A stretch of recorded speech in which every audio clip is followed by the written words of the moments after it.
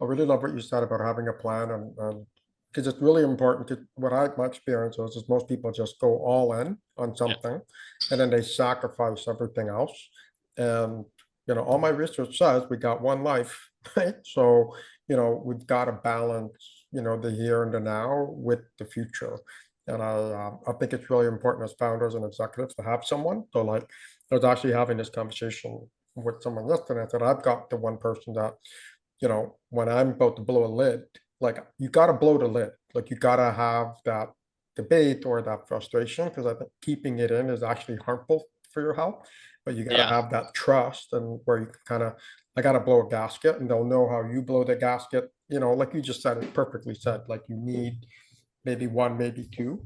That they kind of know everything and you got to say, all right. And maybe they'll call you out, on your blind spot. We all have blind spots, smarter we might be, we Right. forgot them, right? So, There's a thing my wife and I do. So my wife's in tech too, is we have two, so we go for walks and like there's two speed and like if you're having a bad day, there's two speeches you can give. So and like you get asked before, I'm like, oh, I'm having a bad day.